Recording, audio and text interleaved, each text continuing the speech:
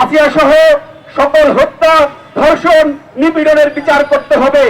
ব্যর্থ স্বরাষ্ট্র উপদেষ্টাকে অপসারণ করতে হবে।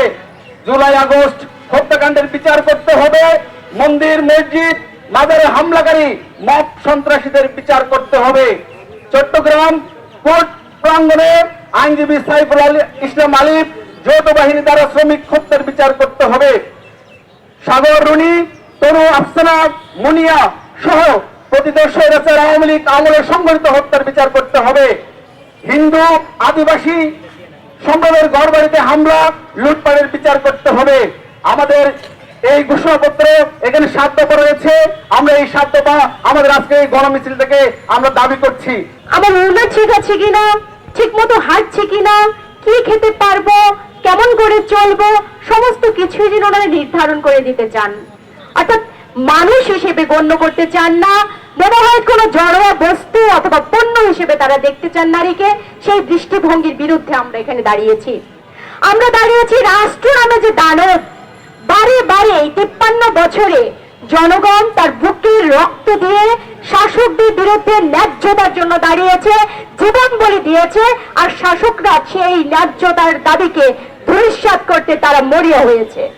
আমরা দেখেছি যে কিভাবে করে আমাদের এই দেশে তনুকে ক্যান্টনমেন্টের মধ্যে ধর্ষণ করে হত্যা করা হয়েছে, সেই হত্যার বিচার হয়নি।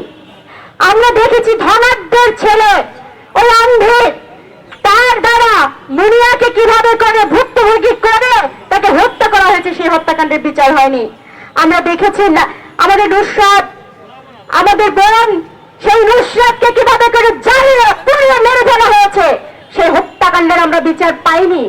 এইরকম করতে করতে অসংখ্য নজির, গবেষণায় বলছে প্রতি 10 মিনিটে নাকি একটি ধর্ষণের ঘটনা ঘটে। আমরা হতবাক হয়ে যাই। এই জন্যই কি আমরা নারীরা নেমেছিলাম, রাজপথে জীবন দিয়েছি? সংগ্রামী বন্ধুরা, যখন গণ অভ্যুত্থান চলে তখন পোশাকের প্রশ্ন ছিল না।